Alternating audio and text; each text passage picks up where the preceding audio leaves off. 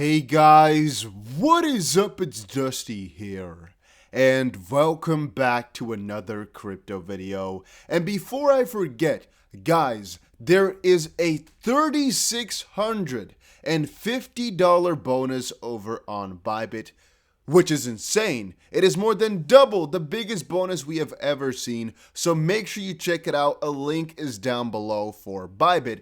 All you have to do is make sure you're entered into the WSOT competition in the DustTVC team. And guys, I can also give away 3,000 XRP to y'all, and I'm not exactly sure how I'm going to do it just quite yet. If you guys have any suggestions, let me know. I can just pick somebody in the comment section, or I could host a Gleam type of giveaway, do it like BitPoint does it. I don't really know what we should do. I'm not exactly sure when we should do it either, as soon as possible or wait a little bit. I don't really know, but I just want to quickly make sure that is only eligible though for people who have signed up through my link, I think. All right, so make sure you join, make sure you join, make sure you join. All right, then the SEC is about to freaking crumble.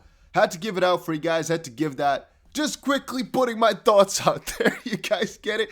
I am so fed up with this Ripple v. SEC lawsuit. My brain is at 99% capacity if we're talking about freaking case law, SEC v. Ripple, history management. I don't freaking know what. It is getting out of all my cavity. It's coming out of everywhere. All right? I'm done with the Ripple v. SEC case. I really wish for it to just be over and give me peace of mind.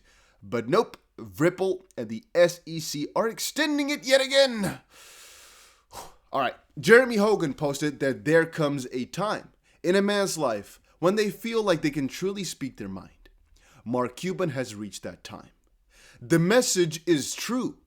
Unclear regulations harm the very people the SEC is supposed to protect.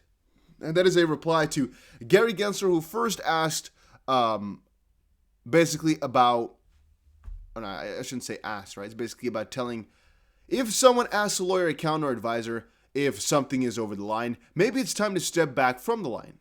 Going right up to the edge of a rule or searching for some ambiguity in the text or a footnote may not be consistent with the law or its purpose.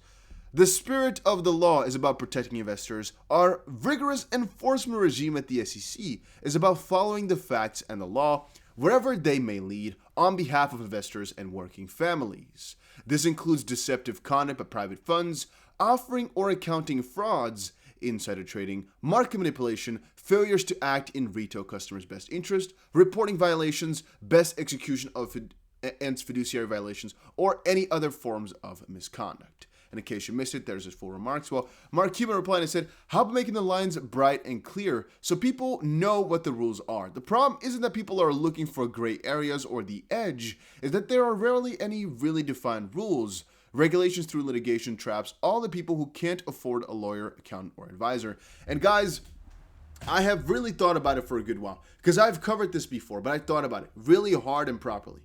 I now am fully on Mark Cuban's side by saying, screw Gary Gensler and his statements. I said it, I mean it. All right, please don't take this as putting shit in his name, except for the fact that what he is saying is just really delusional. So from a certain perspective, what he says in real words is correct, right? Because if you as a company are trying to really look for this edge and you're not sure if you're stepping over the line, you're just trying to kind of do it just about, that's not the purpose of these rules, right? Then again, obviously, if you're trying to be on the line or just below the line, it is within the rules because that's what you're trying to do. You're trying to stay within the rules, but just toward the end of the bracket. That's the same thing as saying, oh, you want to fill up your entire cup all the way. Well, you're going to go as close to it as humanly possible without going over it, right? But you're going to try to get as close to it because that's in your best interest. So about the edge, well, I mean, the rule is there because that's the rule, but obviously you're going to try. Now, that's besides the point. His real words are kind of logical. It's about the context, though. And the context here, if we see it in a crypto type of fashion, if somebody asks a lawyer, accountant, or advisor if something is over the line, it may literally be so that your rules are just unclear. It might not be because you're trying to get as close to the line as possible. It is because you don't understand where the line is. You're getting to these people like lawyers or accountants because you don't understand where the line is supposed to be. And you don't know if you're 5 meters away from it or 5 centimeters away. or 5 kilometers away. You don't know because this line is made in freaking air. That is what it is. It's an air line. And Gary Gensler is like, oh, don't come too close to it now. Where's the line supposed to be? It's freaking air. Nobody can see that stuff. So that's, I guess, the context where it's just delusional, this guy, in my own opinion. It just, if he was more in touch with reality and the fact that people just are trying to stay, 9 out of 10 times at least, people are trying to stay within the rules and not cross them. But if you don't make it clear what the line is, people, unfortunately, might cross them with, of course, this deceptive stuff, sometimes as a result of the rules just not being clear. My own opinion. All right, so that was a little bit of a rant on that. There's Leonidas, which is definitely one of my go-to sources for crypto, or specifically XRP stuff. Really, really big thumbs up for him. My research, is what he said, led me to a few Ripple unannounced customers, for example, Chile's only state-owned commercial bank, Banco Estado, Peruvian TechFin and digital bank, B89, and Colombian app/card Movi. Hope you enjoyed this video. Well, you can check it out if you really want to. It is basically about the partnerships that Ripple has, or customers, I should say, that have never really been shared before, never really been thought out before. And I'm going to be giving a big thumbs up for that one, all right? Because I definitely think it's quite interesting, the fact that he found this. I'm not exactly sure how he does it, but big thumbs up to him. Then you can most likely see that DeFi is growing like crazy, but NFTs are also growing like crazy, insanely crazy. I don't want to show this picture too much in the video.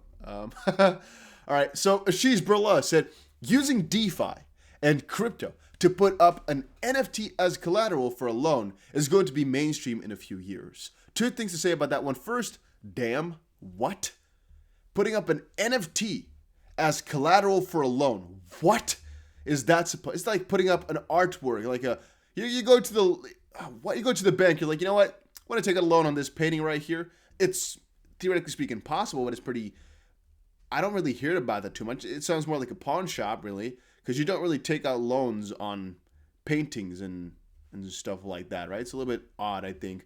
Then again, the idea is quite cool, and I guess it's because I'm thinking right now with a really narrow view of an NFT. Now, yesterday I explained to you guys as well, I think NFTs are huge, but the way that people are using NFTs right now is bad, because right now NFTs are just money laundering century. As I've said before, guys, if you are a money launderer, NFTs are your best friend for the next couple of months. Afterwards, it might get regulated to the freaking bone. But right now, if you're a money launderer, that's definitely your best bet. And that's why I'm not involving myself with any NFTs, because I do not want any of the trouble. How you should do it, I'm not going to tell you. I've never figured it out all the way, but I'm thinking. All right, I'm of course thinking, why are people buying these NFTs sometimes or selling them for so many millions of dollars? I think there's some deeper layer to it, because they do not deserve those high valuations. And there's 2 things. It's the same thing with art, by the way. Don't get me wrong, all right? It's the same thing with art. If you have an anonymous buyer, for example, you can sometimes have that. Normally, you need KYC in the normal art space, though, and eventually with NFTs, there's also going to be KYC.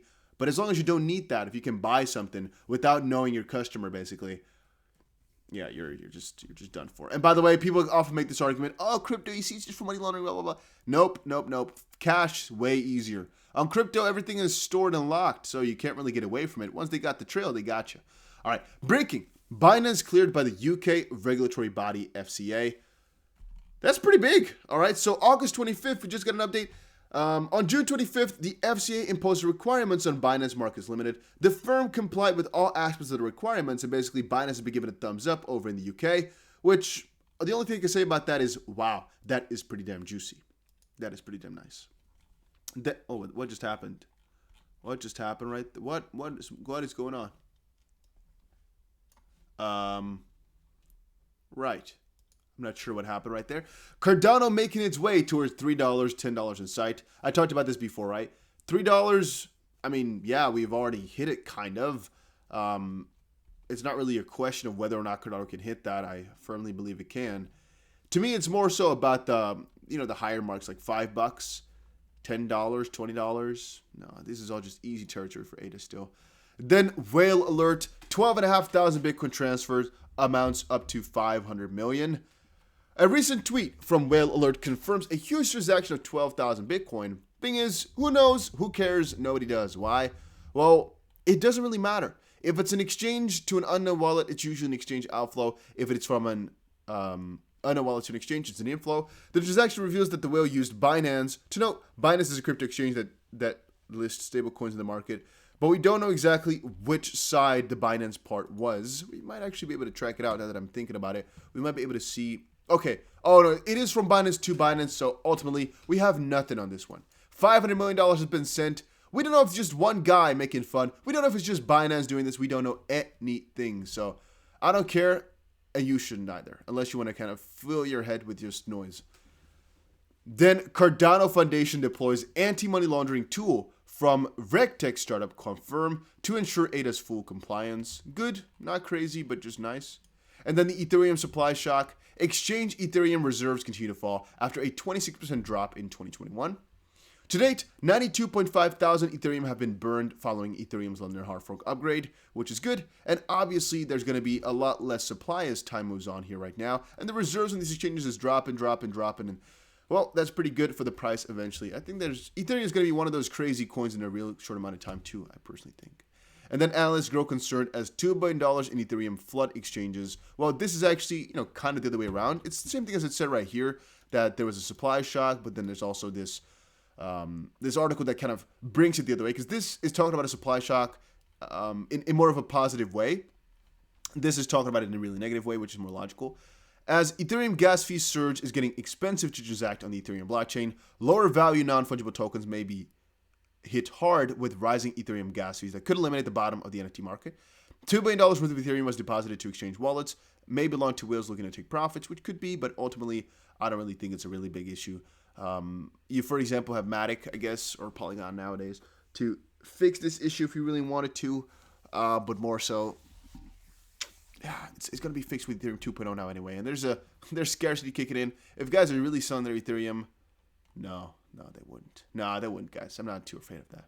But guys, that was it for today's video. Hopefully, y'all enjoyed it. If you did, make sure you press the like button and subscribe, and I will definitely see you guys again in another crypto video later today.